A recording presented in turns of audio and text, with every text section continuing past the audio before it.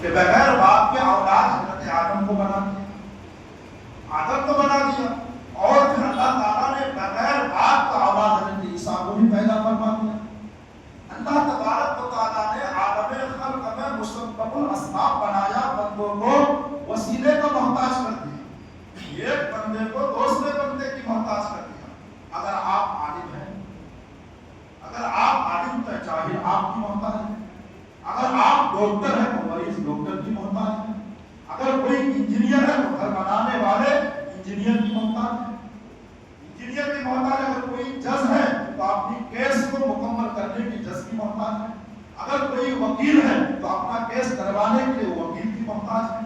یعنی پروردگار عالم نے دنیا میں کس طریقے سے سسٹم کو بنایا، ایک آدمی کو ایک کی ضرورت بنا دیا، مریض کو ڈاکٹر کا ضرورت بنا دیا، جاہل کو عالم کا ضرورت بنا دیا، مرید کو پیر کی ضرورت بنا دیا، پیاسا کو پانی کی ضرورت بنا دیا، بھوکا کو کھانے کی ضرورت بنا دیا۔ یعنی اس طریقے سے گھر بنانے والے کو مستری کی ضرورت بنا دیا، گھر کی نقشہ بنانے والے کو انجینئر کی ضرورت بنا دیا، چپل سینے والے کو اللہ تعالیٰ نے چپل سینے والے کا محتاج بنا دیا۔ یعنی پروردگار عالم نے کس طریقے سے سسٹم کو بنایا کہ یہ عالم خلق ہے، ایک آدمی دوسرے کی ضرورت بنتا جا رہا ہے، دوسرے کی ایک آدمی کہے کہ مجھے کسی کی ضرورت نہیں ہے، یہ غلط ہے۔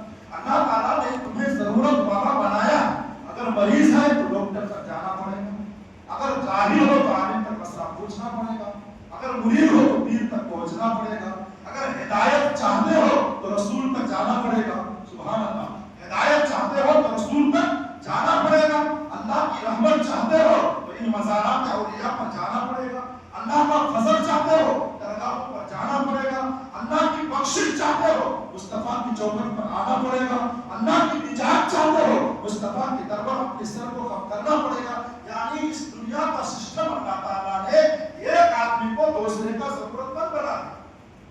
مریض کو ضرورت ہے ڈاکٹر کی، جاہل کو ضرورت ہے عالم کی، مرید کو ضرورت ہے پیر کی، پیاسا کو ضرورت ہے پانی کی، بھوکا کو ضرورت ہے کھانے کی، مکان بنانے والے کو ضرورت ہے انجینئر کی۔ یعنی کس طریقے سے سسٹم کو بنایا، اور عالم امر میں کن کہہ کر اللہ تعالیٰ نے پیدا فرما دیا، روح کو بنایا، فرشتے کو بنایا۔ اب یہ عالم خلق کی چیز ہے۔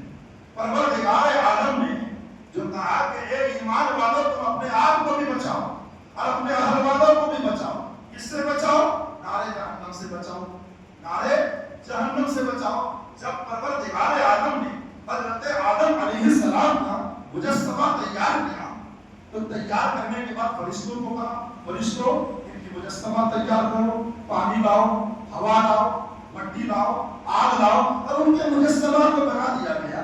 اور بنا دینے کے بعد پروردگار عالم نے اس آدم علیہ السلام کے مجسمہ پر روح کو ڈالا، اور جیسے ہی اللہ تعالیٰ نے حکم دیا کہ روح داخل ہو جائے، اور روح میں داخل ہوا، اور جیسے ہی آدم کے مجسمہ کے اندر گیا تو اس نے تاریکی دیکھا، اندھیرا دیکھا، اس روح کو سکون نہیں ملا۔ اور اس نے آدم کے مجسمہ پر جب پہلا روح اللہ نے ڈالا، اور اس روح کو عالم امر کا مخلوق کہا گیا، عالم امر کے مراد کے اللہ تعالیٰ نے کن کہہ کر اس روح کو بنایا۔ اب پروردگار عالم نے آدم کے مجسمہ پر روح ڈالا، اور روح ڈالتے ہی روح فوراً نکلا۔ اب اس روح سے پروردگار نے پوچھا تم اندر کیوں نہیں رہے، میں تمہیں داخل ہونے کا حکم دیا۔ وہ روح کہتے ہیں پروردگار عالم اس مجسمہ کے اندر تاریکی ہے، اس مجسمہ کے اندر اندھیرا ہے، اس مجسمہ کے اندر جو ہے سناٹا ہے، مجھے اس مجسمہ کے اندر مولا سکون نہیں مل رہا ہے، مولا مجھے اس مجسمہ کے اندر اطمینان نہیں مل رہا ہے، مولا مجھے اس مجسمہ، کس نے کہا یہ؟ روح نے کہا۔ کس نے کہا؟ رب سے کہا۔ مولا مجھے اس مجسمہ کے اندر تاریکی لگ رہا ہے، اندھیرا لگ رہا ہے، مولا میں نے تو ہمیشہ نور کے ماحول میں رہا ہے، سبحان اللہ، میں نے تو ہمیشہ روشنی کے ماحول میں رہا ہے، مولا میں نے تو ہمیشہ اطمینان کے ماحول میں رہا ہے، مولا میں نے تو ہمیشہ جو ہے سکون کے ماحول میں رہا ہے، مولا تو اس مجسمہ میں مجھے ڈال رہا ہے، اس مجسمہ کے اندر تاریکی ہی تاریکی ہے، اندھیرا ہی اندھیرا ہے، نہ مجھے سکون ہے، نہ مجھے اطمینان ہے، نہ مجھے راحت ہے۔ کس نے کہا؟ روح نے کہا۔ تو پروردگار عالم نے کیا کیا؟ جب روح باہر آیا تو پروردگار عالم نے نور مصطفیٰ کو حضرت آدم کے پشت میں رکھا، اور آدم کے پشت میں رکھنے کے بعد جب دوبارہ روح کو داخل کیا گیا تو وہ روح اندر ہی اندر رہ گیا. سبحان اللہ، اندر ہی اندر رہ گیا.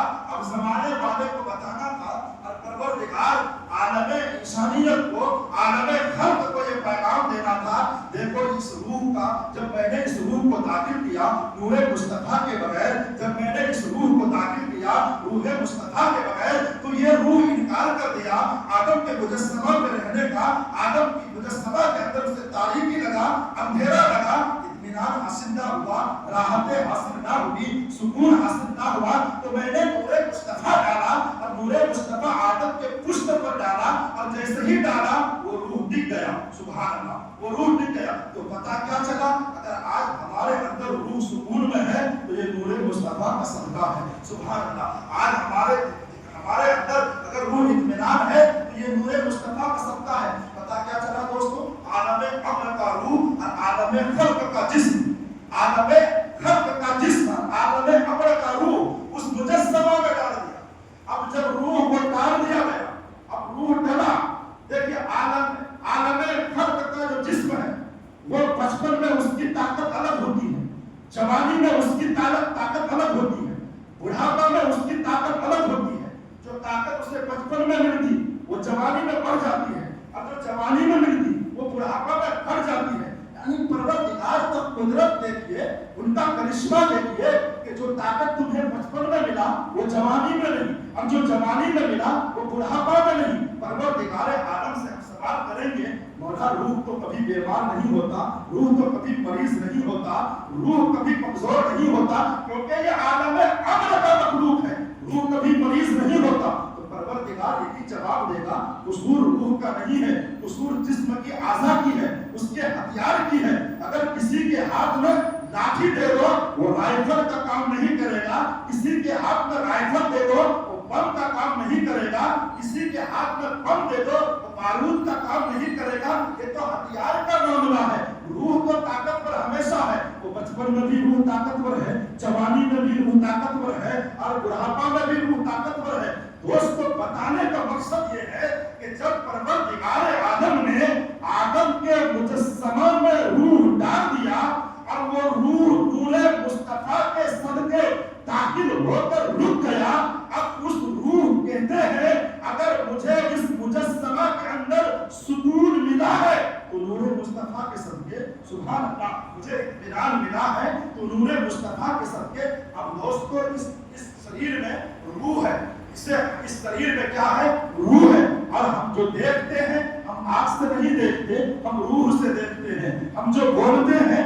جو ہے زبان سے نہیں بولتے، روح سے بولتے ہیں. ہم جو اپنی ہاتھوں کو حرکت دیتے ہیں ہم اپنی ہاتھوں سے حرکت نہیں دیتے، روح سے حرکت دیتے ہیں. ہم جو کسی طرف چلتے ہیں ہم پیر سے نہیں چلتے، روح کے ذریعے سے چلتے ہیں. جب ہماری اگر جسم پہ خون کا نس بہتا ہے تو وہ نس نہیں بہتا بلکہ روح کے ذریعے سے بہتا ہے. دوستو یہ روح داخل ہو گیا. اب جب یہ روح داخل ہو گیا تو یہ روح ہے کہاں؟ نہ ہم نے کبھی روح کی صورت کو دیکھا، نہ ہم نے کبھی روح کو دیکھا، نہ جاتے ہوئے دیکھا، نہ آتے ہوئے دیکھا. اور باپ کے پشت میں روح نہیں رکھا جاتا، باپ کے پشت میں اس کا نسب رکھا جاتا ہے. روح تو ماں کے پیٹ میں 4 مہینے کے بعد فرشتے لا کر داخل کرتے ہیں. مگر اس روح کا عظمت دیکھیے، ایک ہمارا روح ہے جو ہمارے اندر ہے، مگر ہم نے کبھی اس چیز کا فیصلہ نہیں کر پایا کہ روح ہے کہاں، روح ہے کہاں. آج تک کوئی کہہ سکتا ہے کہ روح کہاں ہے؟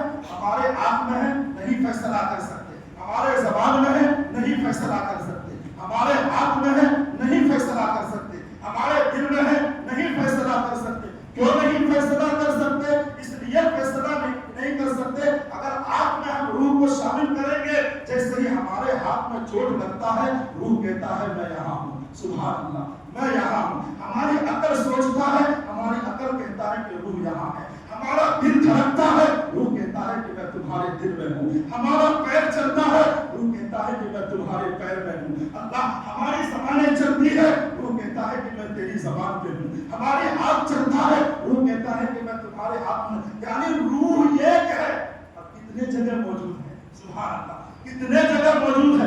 روح ہمارے اندر رہ کر بھی وہ مکان والے نہیں ہے. روح ہمارے اندر رہ کر بھی زبان والے نہیں ہے. تو پتہ کیا ہے؟ روح کا کوئی مقام نہیں ہے. روح لامکا ہے. سبحان اللہ. روح کیا ہے؟ لامکا ہے. اب ہمارے جسم کے اندر روح ہے، مگر یہ کبھی ہم نے فیصلہ نہیں کر پایا کہ آنکھ میں روح ہے، کہ ہاتھ میں روح ہے، کہ دھڑکن میں روح ہے، کہ دل میں روح ہے، کہ نسوں میں روح ہے، کہ زبان میں روح ہے، کہ پیر میں روح ہے، کہ عقل میں روح ہے، کہ دماغ میں روح ہے. یہ کبھی ہم نے فیصلہ نہیں کر پایا کہ روح موجود کہاں ہے. مگر وہ روح اندر رہ کر حاضر بھی ہے. سبحان اللہ. وہ روح اندر رہ کر نازل بھی ہے. سبحان اللہ. وہ روح اندر رہ کر قادر بھی ہے. سبحان اللہ. وہ روح اندر رہ کر ہماری مدد بھی کر رہا ہے. وہ روح اندر رہ کر ہمارے جسموں کو حرکت بھی دیتا ہے. مگر ہم نے روح کو کبھی نہیں دیکھا. ہم نے روح کو نہ جاتے ہوئے دیکھا نہ آتے ہوئے دیکھا. اچھا اگر آپ روح کو دیکھنا ہی چاہیں گے تو مثال کے طور پر ہم دیکھیں تو دیکھیں کہاں کہ ہماری روح ہے کہاں. اللہ اکبر. آپ اپنی صورت کو دیکھنا چاہیں گے آئینے میں جائیے, آپ کا صورت بتا دے گا. آپ کو اپنا جسم دیکھنا ہے آئینے کے پاس جائیے, آئینہ آپ کو بتا دے گا. اپنے آپ کو اپنی آنکھیں دیکھنا ہے آپ اپنے آئینے کے پاس جائیے, آپ کو اپنی آنکھیں بتا دے گا. آپ کا زبان کیسا ہے آئینہ بتا دے گا. جسم کیسا ہے آئینہ بتا دے گا. سر کیسا ہے آئینہ بتا دے گا. چہرہ کیسا ہے آئینہ بتا دے گا. دانت کیسا ہے آئینہ بتا دے گا. پیر کیسا ہے آئینہ بتا دے گا. مگر روح کو بتا نہیں سکتا کہ آپ کا روح کیسا ہے. اللہ آپ کا روح کیسا ہے. جو روح ہمارے اندر موجود ہے صرف احساس کر سکتے ہیں کہ روح ہے, مگر روح کو دیکھے نہیں, نہ چاہتے ہوئے دیکھے نہ آتے ہوئے دیکھے. عزیزان قدر ملت اسلامیہ, اب یہ روح اندر رہ کر آپ کی بھی مدد کر رہا ہے. یہ روح اندر رہ کر آپ کی بھی مدد کر رہا ہے. یہ روح اندر رہ کر زبان کی بھی مدد کر رہا ہے. اب یہ روح جو ہمارے اندر ہے یہ قید ہے. یہ کیا ہے؟ یہ قید ہے. مثال اگر ہم یوں لیں گے کہ ایک مکان کے اندر ہمیں بند کر دیا گیا, چھت بھی بند ہے, کھڑکیاں بھی بند ہے, اب تھوڑا سا سوراخ کھول دیا گیا. اس سوراخ کے ذریعے سے ہم اپنی آنکھوں سے دیکھتے بھی ہیں اور اپنے کانوں سے سنتے بھی ہیں. قید ہے ہم, مگر ہم یہاں قید ہیں. اگر ہمیں پورے اگر شمال دیکھنا ہے, جنوب دیکھنا ہے, مشرق دیکھنا ہے, مغرب دیکھنا ہے, نظارہ دیکھنا ہے, تو پھر آپ چھت کے اوپر چلے جائیے. سارا جہاں آپ کو دکھے گا, آسمان بھی دکھے گا. آپ جب تک مکان میں ہیں آپ قید ہیں. آپ کو دو سوراخ سے دیکھنا ہوگا, دو سوراخ سے سننا ہوگا. مگر چھت کے اوپر پہنچیں گے تو آپ ہر طریقے سے دیکھ سکتے ہیں. تو دوستو, جب تک روح آپ کے جسم میں رہتا ہے, روح مجبور رہتا ہے, وہ آنکھوں کے ذریعے سے دیکھتا ہے, ہاتھ کے ذریعے سے حرکت کرتا ہے, زبان کے ذریعے سے بولتا ہے, پیر کے ذریعے سے چلتا ہے, دل کے ذریعے سے دھڑکتا ہے, نس کے ذریعے سے خون بہتا ہے. مگر جیسے ہی روح نکلتا ہے وہ قید سے آزاد ہو جاتا ہے, پنجرے سے آزاد ہو جاتا ہے.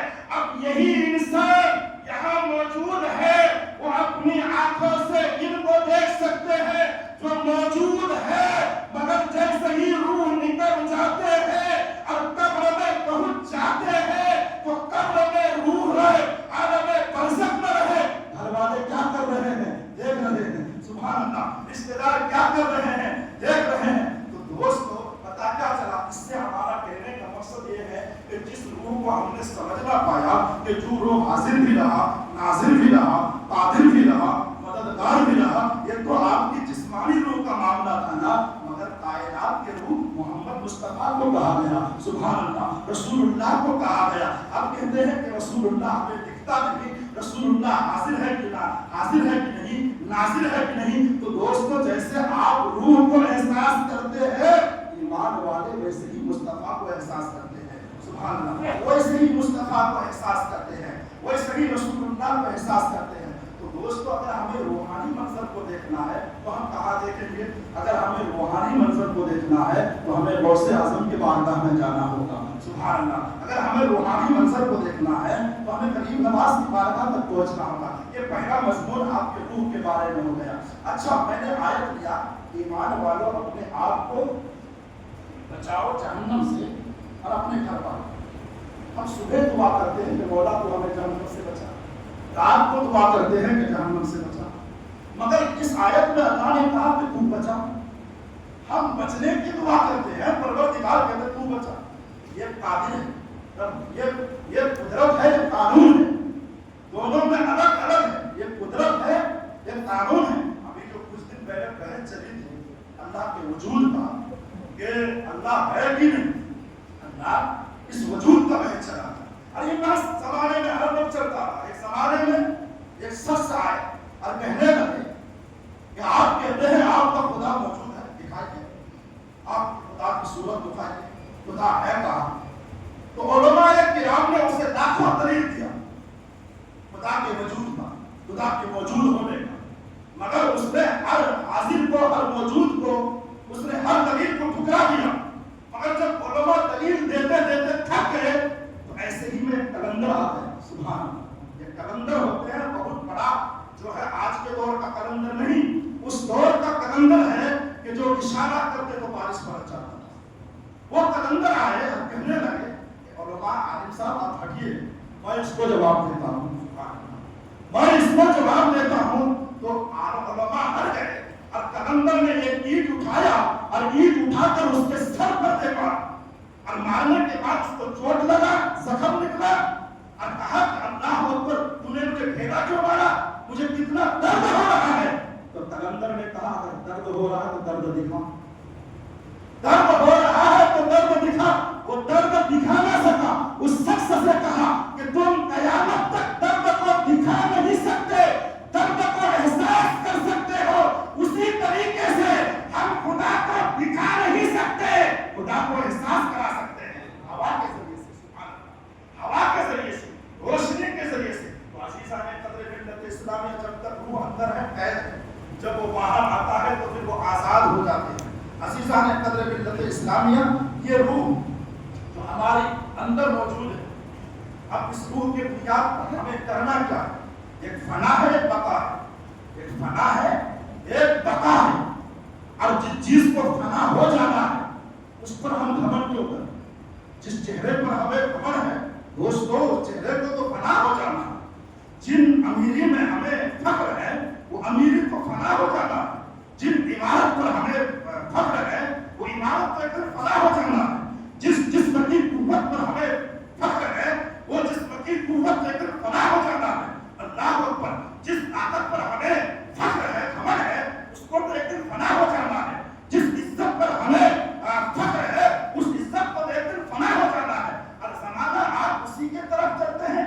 वो खूबसूरत है तो उसे खूबसूरती पर घमंड है, उसकी इमारतें बड़ी है तो उसकी इमारत पर उसे फख्र है, उनके पास मालो सर है तो उसे मालो सर पर फख्र है, उनके पास अल्लाह अकबर खूबसूरत बेटा है तो उसे अपने बेटे पर फख्र है, उनके पास खूबसूरत बीवी है तो उनके उससे खूबसूरत बीवी पर फख्र है। मेरे दोस्तों, ये सब पता होना है। जिन आप पर गुरूर है वो आप मिट जाना है, जिन ज़बान पर फख्र है वो ज़बान मिट जाना है, जिन चेहरे पर फख्र है वो चेहरा फना हो जाना है, जिन जिस्म की कुव्वत पर तुझे फख्र है वो कुव्वत भी फना होना है, जिस ताकत पर तुझे फख्र है वो ताकत भी फना होना है, जिस इज्जत पर तुझे फख्र है वो इज्जत भी फना होना है, जिस इमारत पर तुझे गुरूर है वो इमारत भी फना होना है, जिस पैसे पर तुझे गुरूर है उस गुरूर वो जो है वो पैसे भी फना होना है, जिस ओहदे पर तुझे गुरूर है वो ओहदे भी फना होना है। मेरे दोस्तों, उस पर घमंड क्यों करे जो फना हो जाना है, जो फना हो जाना है। दोस्तों, उस पर घमंड करे, उस पर गुरूर करे जिसको पता होना है। सुभान अल्लाह, जिसको पता होना है, जो फना होना है उस पर घमंड नहीं। आपको फना होना है, आप पर गुरूर ना करो। चेहरे को फना होना है, चेहरे पर गुरूर ना करो। इमारत को फना होना है, इमारत पर गुरूर ना करो। दौलत को फना होना है, दौलत पर गुरूर ना करो। कुव्वत को फना होना है, कुव्वत पर गुरूर मत करो। ताकत पर फना होना है, ताकत पर गुरूर मत करो। गुरूर करो तो किस पर करो, गुरूर करो तो किस पर करो। गुरूर करो तो मुस्तफा की शफाअत पर करो, गुरूर करो तो मुस्तफा पर दुरूद पढ़ने पर करो, गुरूर करो तो मुस्तफा पर मोहब्बत करने पर करो, गुरूर करो तो मुस्तफा से प्यार करने पर करो। दोस्तों, जिन चीजों को फना हो जाना है हम उसी को लेकर बैठे हैं।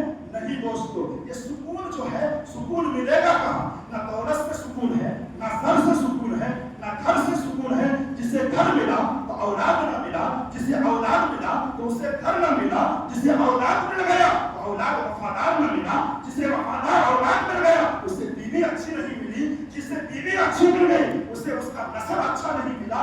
दोस्तों ये क्या दुनिया का सिस्टम है? अल्लाह अकबर। मकान वाले भी सुकून में नहीं है, दौलत वाले भी सुकून में नहीं है, औलाद वाले भी सुकून में नहीं है, सर वाले भी सुकून में नहीं है, मकान वाले भी सुकून में नहीं है, खेत वाले भी सुकून में नहीं है। अगर करोड़ों रुपया है तो शुगर की बीमारी में उसका सुकून बजा हुआ है, करोड़ों की प्रॉपर्टी है, औलाद बेवफा निकल गया उसका सुकून छीना हुआ है, उसके पास दौलतें हैं, बीवी बेवफा है, सुकून छीना हुआ है। मेरे दोस्तों दुनिया का क्या सिस्टम है?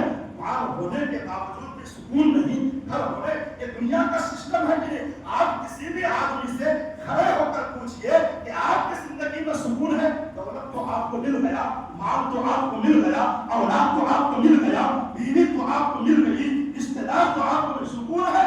अच्छा सब मिलने के बाद अगर वो कहे नहीं मेरी औलाद भी बासलाहियत है, मकान भी अच्छा है, कारोबार भी अच्छा है, बीवी भी अच्छी है, रिश्तेदार भी अच्छे हैं, अल्लाह मगर मुझे रात को कब्र की तन्हाई सुकून छीना हुआ है, कब्र की घबराहट सुकून छीना हुआ है, मैदान महशर की डर मुझे सुकून छीना हुआ है, हिसाब और किताब मेरा सुकून को छीन लिया है, पुलसिरात की सफर मेरा सुकून को छीन लिया है।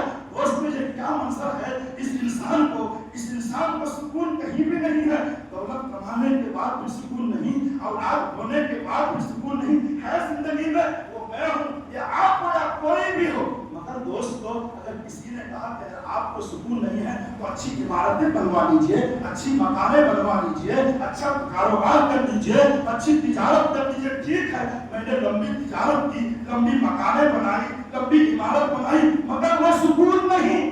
सिकंदर को आधी सल्तनत पर हुकूमत करने के बाद भी वो सुकून न मिला, फिरौन को पूरी दुनिया पर हुकूमत करने के बाद भी वो सुकून न मिला, शद्दाद को जमीन पर जन्नत बनवाने के बाद भी वो सुकून न मिला, अल्लाह अकबर यजीद को आधी दुनिया से ज्यादा हुकूमत जारी करने पर भी वो सुकून न मिला। मगर दोस्तों हिजरत की रात तारे सोर में मुस्तफा जाने रहमत के, अल्लाह अकबर, मुस्तफा जाने रहमत के तौर पर ये कार में अबू बकर को जो 3 दिन तक जो सुकून मिला वो सुकून किसी को नहीं मिला। वो सुकून किसी को नहीं मिला। पता क्या चला? जिस भोग में अबू बकर को सुकून मिला था वो सुकून किसी को नहीं मिला। फिर किसी ने कहा कि ठीक है अगर आपको सुकून नहीं है, दौलतों का डर है, माल का डर है, इमारत पर हमला करने का डर है, आपके जान का डर है, तो आप सिक्योरिटी गार्ड लगा लीजिए, आप सिक्योरिटी गार्ड के जरिए से चलिए, आपके पीछे एक गाड़ी लीजिए, आपके आगे एक गाड़ी लीजिए, बाएं दाएं लीजिए, बीच में आप चलिए। फिर भी वो कहते हैं मुझे मेरी जान का डर लगता है, मुझे मेरी जान का डर लगता है। दोस्तों ये कैसा नजारा है? बॉडीगार्ड होने के बावजूद भी, सिक्योरिटी गार्ड होने के बावजूद भी वो सुकून नहीं है।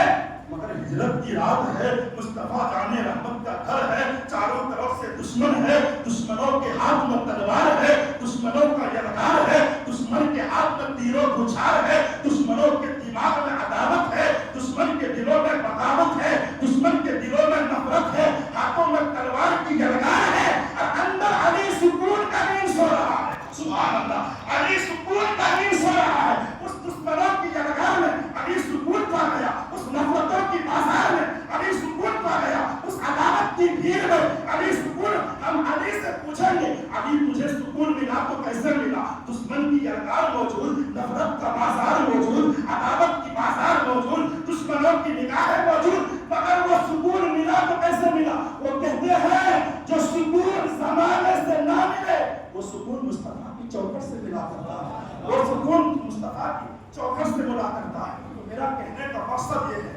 नौजवानों, सुकून तुम तलाश करते हो, आओ अगर तुम्हें सुकून तलाश करना है तो इन सजदों में सुकून तलाश करो। अगर तुम्हें सुकून तलाश करना है तो इन नमाजों में सुकून को तलाश करो। एक दावा होता है, एक दलील होता है, तलबा आपने पढ़ लिया, आपने अल्लाह की वहदानियत का दावा किया, रसूलुल्लाह आपने कह दिया, रसूल की रिसालत का दावा किया। और दोस्तों जब कोई भी आदमी किसी के खिलाफ किसी मुकदमे को जो है राइज करे और उसके नाम पर केस करे तो حکومت کہتی ہے آپ ان کا دلیل لے کر آئیے کہ کس بنیاد پر آپ نے اس کے اوپر کیس ٹھوکا اور کس خلاف کی بنیاد پر آپ نے عدالت پر مقدمہ کو درج کیا.